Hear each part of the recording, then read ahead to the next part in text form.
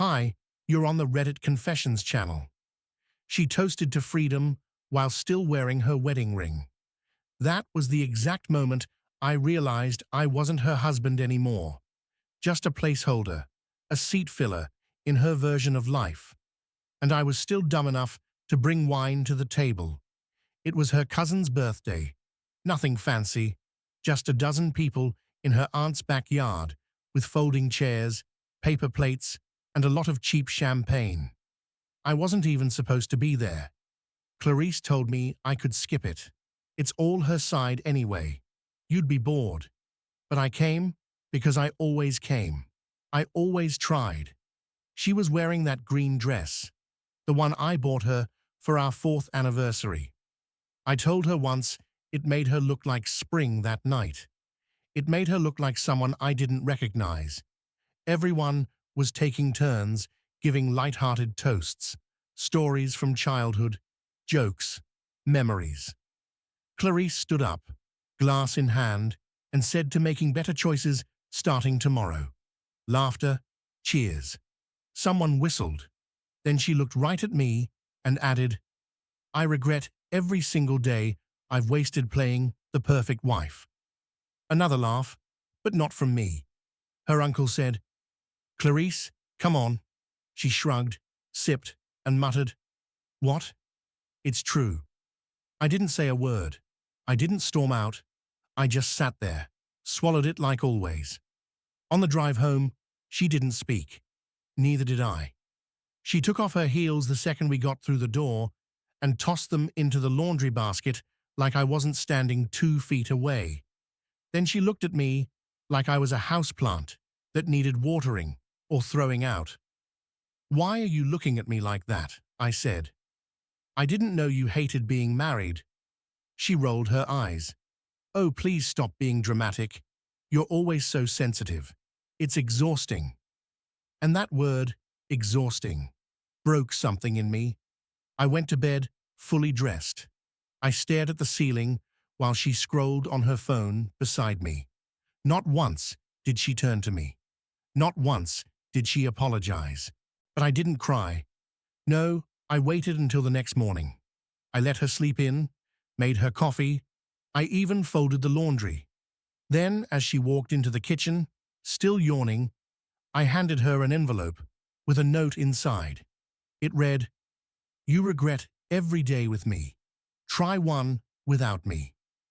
And I walked out. When I left, I expected yelling or maybe a dozen missed calls. At the very least, a text saying, "You're overreacting."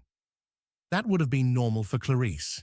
She always needed to have the last word to win the argument, to make me feel small and foolish for expressing hurt like a child throwing a tantrum.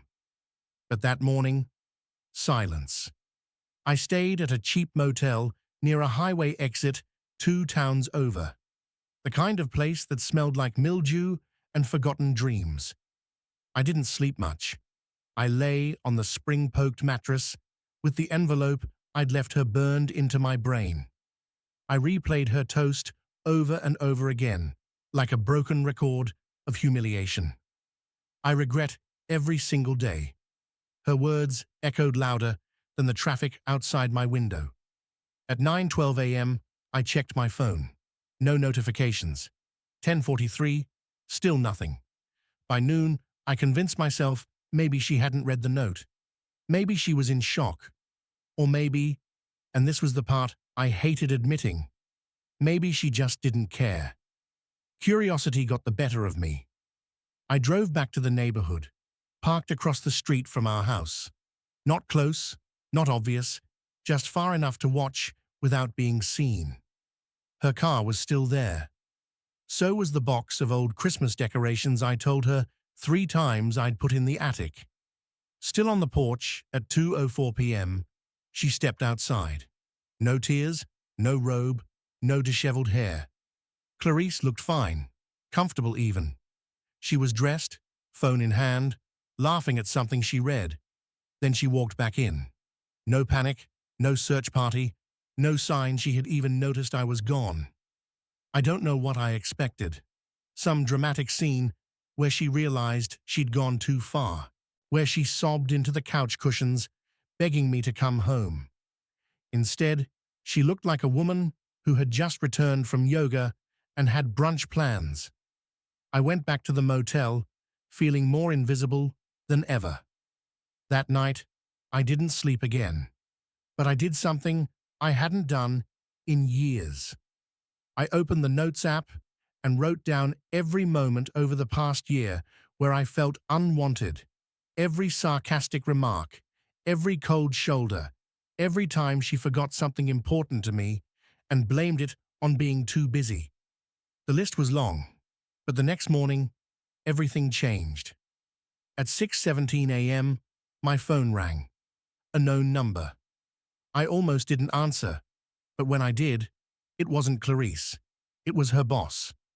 And what he said shattered everything I thought I understood about my wife. When I answered the call from the unknown number, I expected some kind of scam, or maybe someone who found my wallet. Instead, I got the one voice I never thought would say my name outside of quarterly evaluations. Clarice's boss, Gerald. He cleared his throat like he regretted dialing, then asked, "Are you okay, Mason?" That caught me off guard. I didn't even know he had my number. I said I was fine, which was a lie, and asked why he was calling me. He hesitated. Then he said something that twisted my stomach into a knot. She didn't show up for work. She called in sick, but something felt off.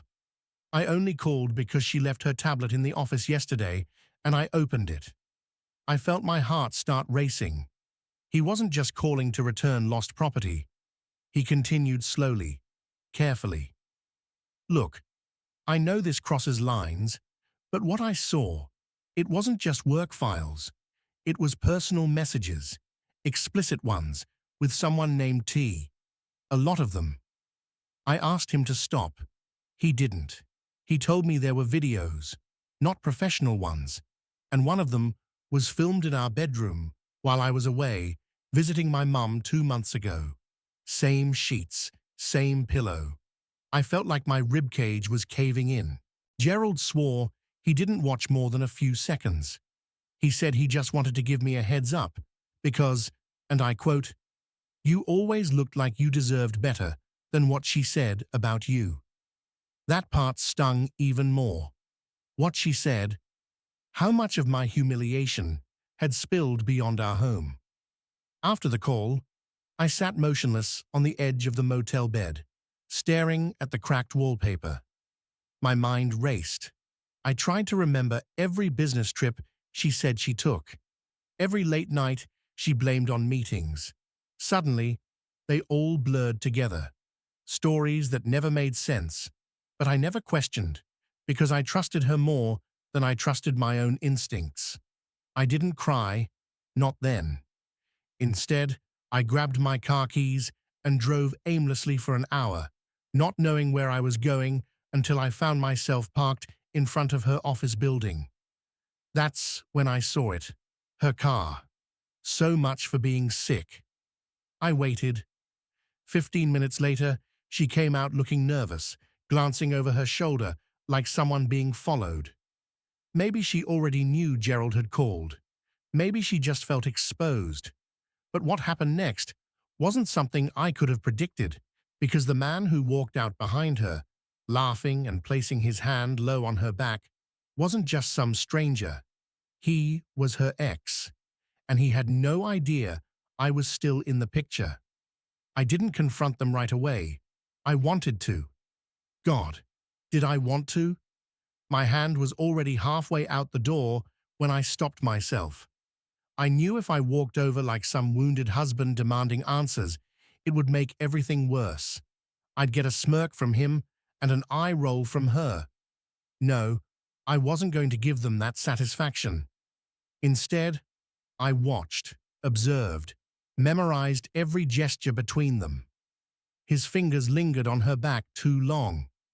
She didn't pull away. They didn't look like co-workers or even exes catching up. They looked like something that had never ended. She laughed louder than I'd heard her laugh in years. It wasn't the kind she gave me at home, the tight, polite kind that ended in silence. No, this was open, careless, free. It hit me hard how long she'd been wearing that version of herself for someone else, not me. They got in his car. I followed at a distance, my hands sweating on the wheel, my heart hammering. I didn't even know what I'd do if they caught me tailing them. I just couldn't stop. They ended up at a cafe downtown, one of those artsy, low-lit places we used to go to when we first dated. She used to say it felt like our place. Now, it was their place. I watched from the lot across the street. 2 lattes, 2 people sitting way too close for friendly.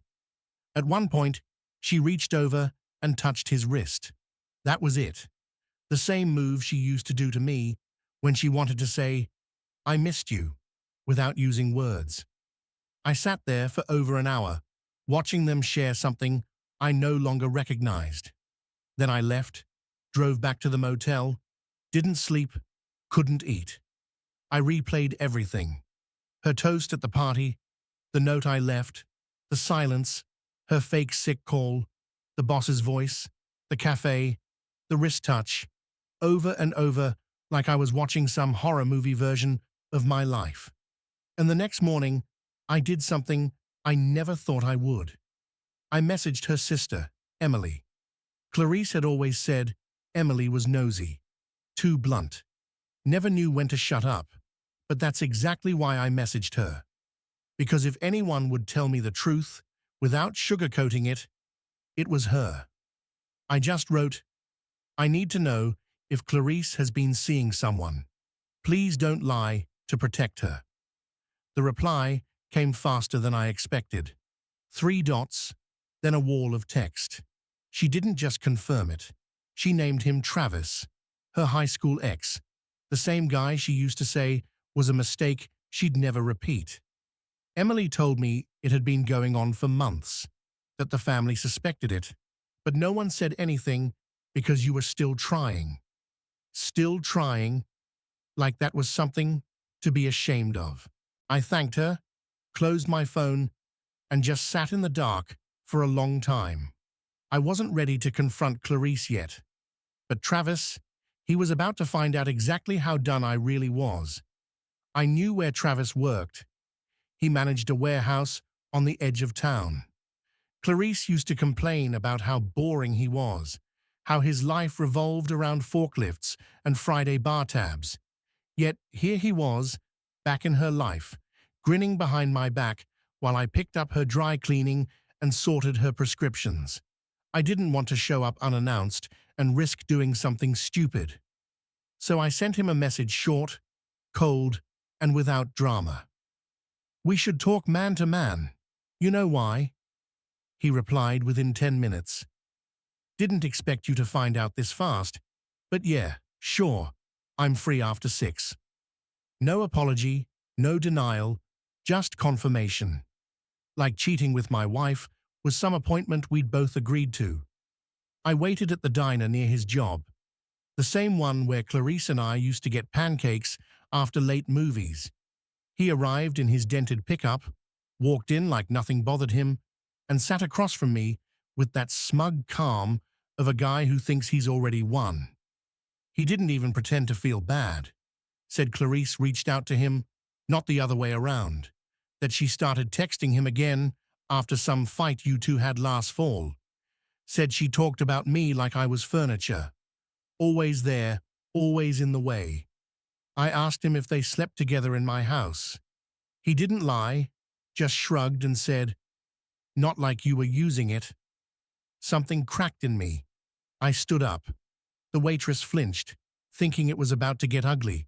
But I didn't yell, didn't punch him. I just looked him in the eye and said, "You can keep her, but don't expect to keep what she took from me." Then I left him with the check. Back in my car, I made a call I never thought I'd make. I called my bank, asked to speak to a fraud specialist, because Clarice hadn't just been sleeping around. She had access to our joint accounts. And the moment I said her name, The guy on the line paused and said, "Actually, there was a flagged transaction yesterday, thousands withdrawn, a new account set up, my name nowhere on it."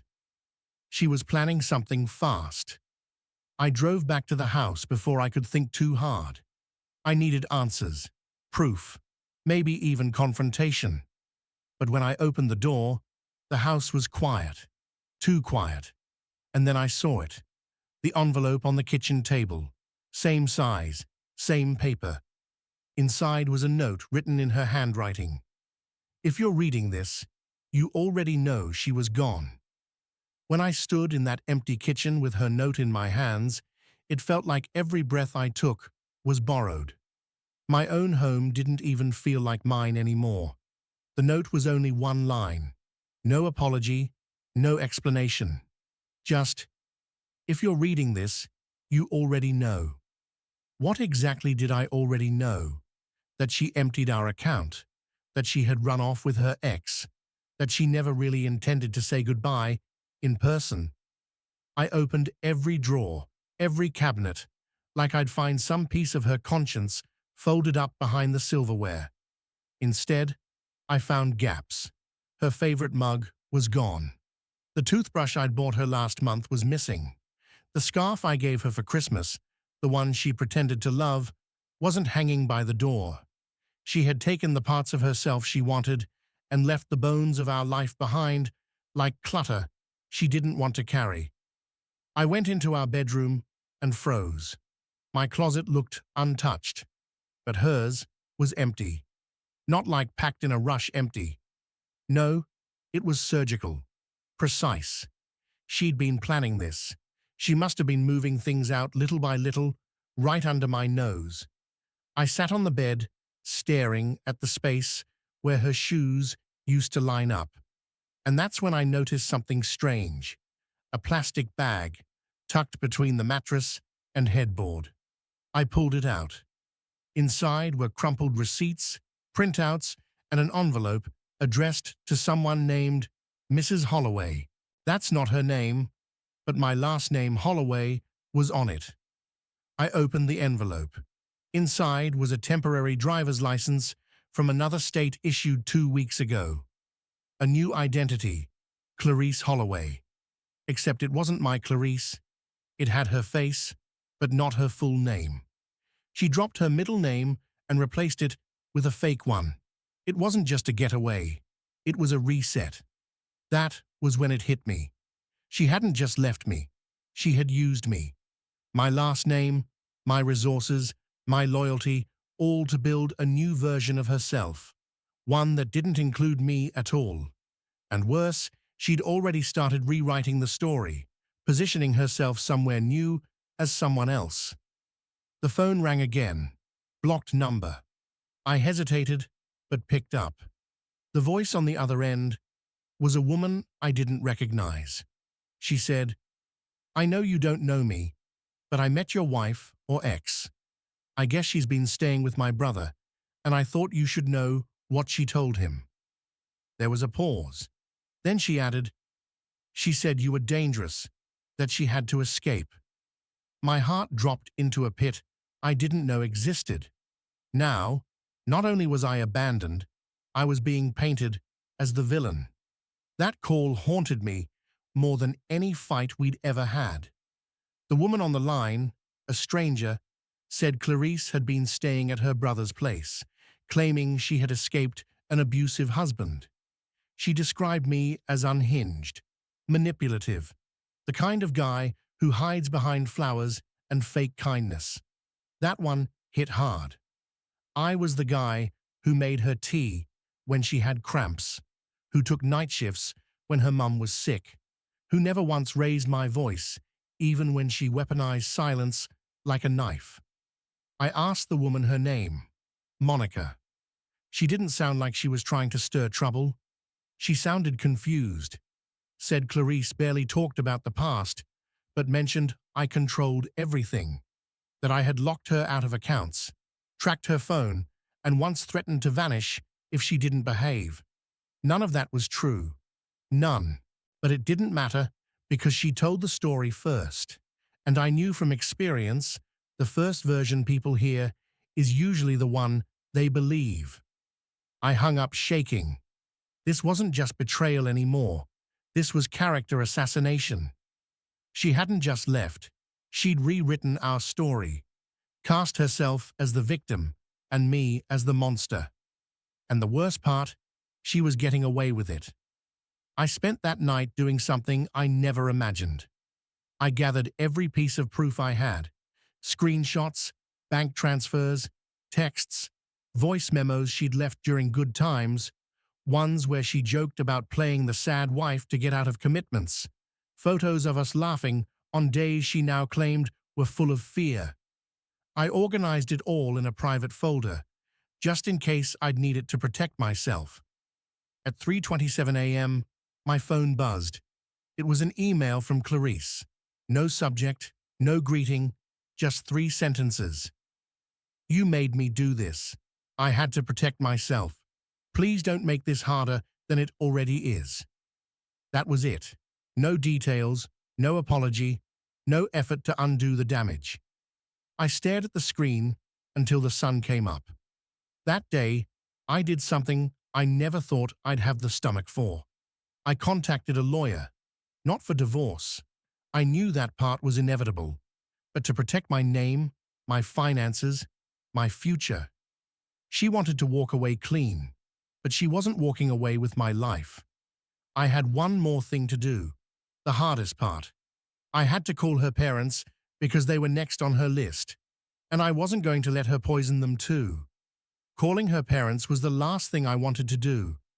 But after everything Clarice had said, the lies she'd planted like weeds, I couldn't risk staying silent. Her father picked up. Gruff, old-fashioned, never liked me much. But the moment I mentioned Clarice's claims, there was a pause, then a deep sigh, the kind that comes from someone who's heard too many half-truths and is tired of pretending they're whole. He said, "She told us you were unstable, that you left her stranded, but we knew something wasn't right. She's been different." Her mom got on the phone next. I expected judgment. Instead, she asked if I was eating. That simple human question broke me more than any of Clarice's betrayals. I told them everything, not out of spite, but because I needed someone, anyone, to see the full picture before she rewrote it completely. A week passed, then another. I filed the legal papers, froze our joint accounts, blocked her number. The silence was different now, not empty, but clean, peaceful. I started sleeping again, cooking for myself, rediscovering the quiet without needing to brace for the next emotional minefield. Then came the letter, handwritten from Clarice.